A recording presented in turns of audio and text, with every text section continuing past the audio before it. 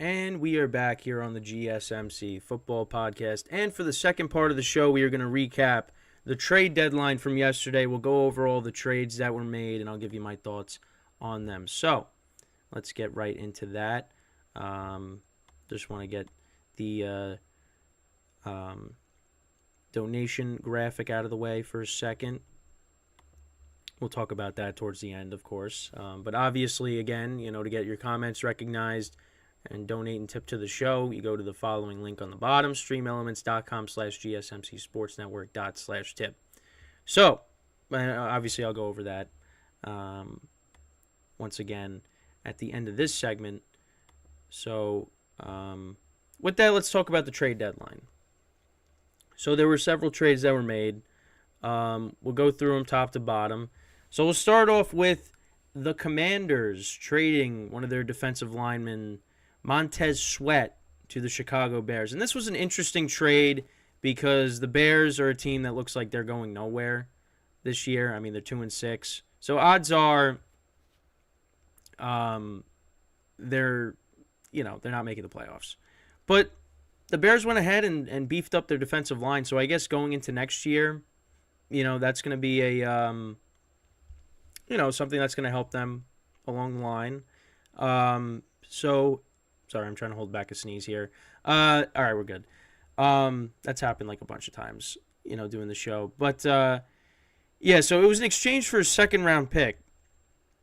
I mean, I would say it was a good trade for both sides. I mean, the Bears are beefing up their defensive line. Commanders are getting a second-round pick. And it's going to be a very high second-round pick, possibly, because, the Commanders right now don't have a good record. So, the Bears don't have a really good record. So, I mean, that's that ends up being a good trade, I think. So, and Montez Sweat, I mean, the Commanders, they were talking about trading their pieces on defense, and that was just one of them. And also, I guess we'll get into it. I mean, the big one was the 49ers trading for Chase Young from the Commanders. And, obviously Chase Young was the number 2 overall pick in the draft a couple years ago, in 2020. And Nick Bosa actually was the number 2 overall pick in 2019. So they both reunited to former Ohio State Buckeyes. I mean, it's just insane, the 49ers defensive line. You got Chase Young, you got Nick Bosa, you got Javon Hargrave, Eric Armstead. I mean, that defensive line is loaded. And, obviously the 49ers, they've been struggling a little bit. They've lost their last 3 games. So they're trying to, get themselves right because they've been going through a little bit of a rough patch. But I mean, this definitely helps.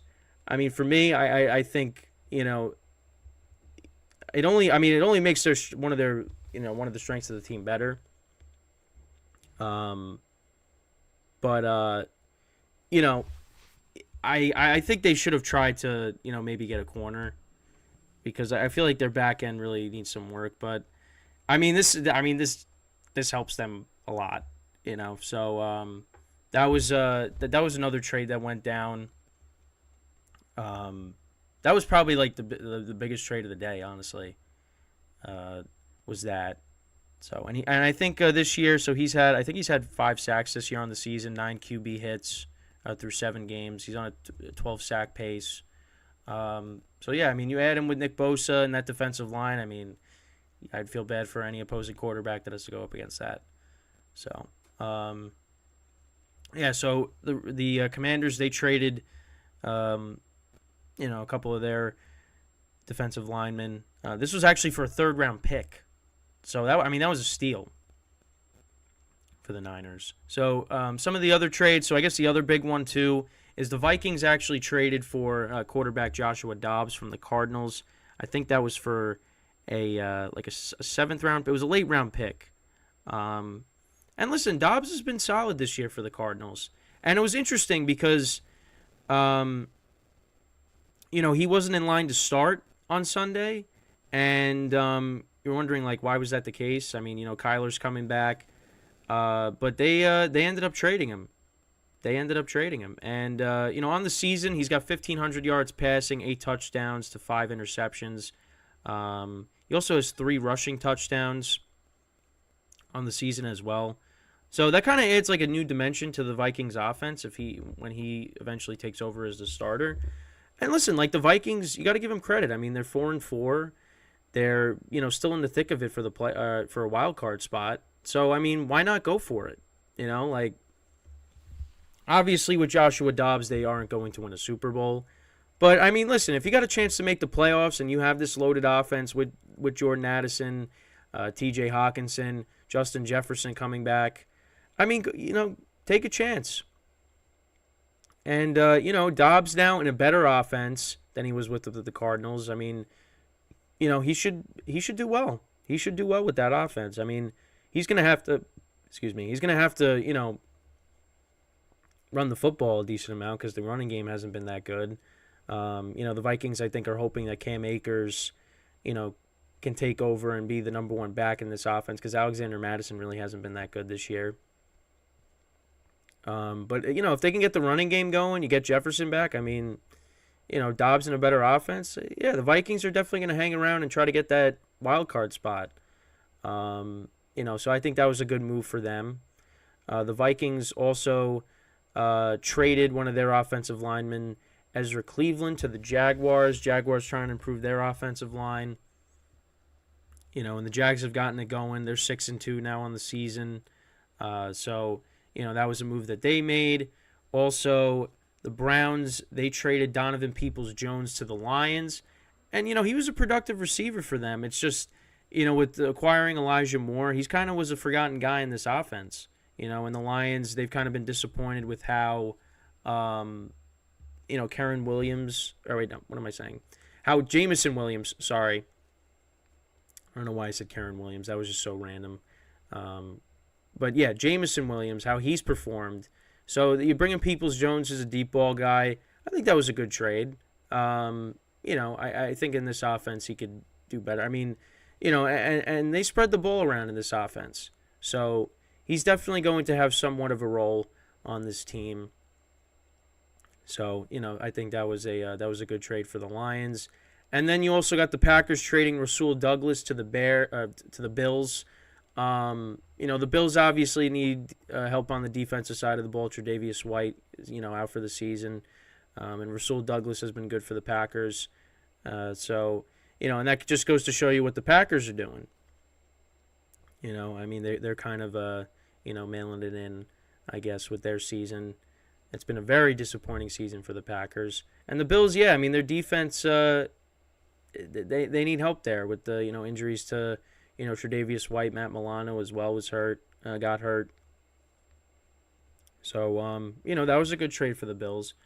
But, yeah, that's all the trades. I was hoping for maybe more players to get traded. Some more receivers maybe, some running backs. There were some rumors out there and things like that. Other quarterbacks like Tannehill didn't get moved. Jameis Winston, he didn't get moved. So, it wasn't like I guess the Chase Young moved to the 49ers, but there was no I wouldn't consider that like Christian McCaffrey going to the 49ers. There was really no moves like that. I don't know if I put the Chase Young move up there, but still a very good trade, and you load up on your defensive line, but there was no huge moves that went down. So, but yeah, that's those are really all the main moves, of course. So I we'll see how Joshua Dobbs does with the Vikings. He's in, like I said, he's in a better offense. So I think that should definitely help. We'll see how Chase Young does with the defensive line of the Niners, because now that defensive line is loaded. It's crazy. But like I said, there was no really blockbuster. Chase Young one you could probably say, but again, comparing it to last year when McCaffrey went to the 49ers, I don't think any of these compare to that. So, yeah, I mean, and you heard like Devontae Adams, his name getting floated around, but there was no chance that he was going to get traded. But we'll see like I said in the last segment, we'll see what the Raiders do moving forward. And yeah, but that was basically it with the trade deadline. I think, I mean, the one that was puzzling, you would probably say, is the one with the Bears trading for Montez Sweat. Just because the position that they're in currently, it's like, why are you, trading for a defensive lineman when you're not really in the playoff conversation and your quarterback's hurt right now. But, I mean, he's definitely going to help, of course. The Bears, they made moves in the offseason, got a couple of linebackers to improve their defense. So, and also I saw that the Steelers were making a push of trying to get one of the Bears corners, Jalen Johnson, but it didn't really amount to anything. So, but yeah, I mean that's basically it with what happened with the trade deadline. Let me know what your guys' thoughts are on the trades from yesterday. What do you think is the best trade that was made yesterday? I mean, it obviously is probably Chase Young going to the Niners. And I would probably say the Vikings trading for Josh Dobbs. I think that was, listen, they want to try to make the playoffs. I mean, again, I don't expect them to make a run at the Super Bowl with Josh Dobbs at quarterback. But, again, for a team that's in the thick of it for the wild card, I mean, you go for it. Why not? And see what happens. I mean, the Vikings, when they get Jefferson back, I mean, listen, Josh Dobbs is going to have a lot of weapons to throw to. So I think he should be able to do okay. And, he was doing okay with, what he had over in Arizona. And you have Marquise Brown and you have Trey McBride, who's, looking like a good tight end. Obviously James Conner got hurt. But, I mean, going to the Vikings now, you got a lot more weapons there. So I think he should do okay. And, he's a guy that's going to run the football himself. And that's something that Kirk Cousins really can't do. Kirk Cousins is a pocket passer. So, we'll see how it goes. But, again, let me know what you guys think about the trade deadline. What do you think was the best trade? What do you think any of these trades that stand out that you think were just unnecessary? Let me know what you guys think in the comments below. And once again, I want to remind you guys, so since we're towards the end of the segment here, just want to remind you guys to tip or donate and get your comments recognized. Make sure to go to the following link, streamelements.com/gsmcsportsnetwork./tip. Again, that really helps the show, makes the show more interactive with me and you guys, the viewers. That once again, the link is streamelements.com/gsmcsportsnetwork./tip. And again, it's also on the ticker on the bottom of the show segment. So, there's that.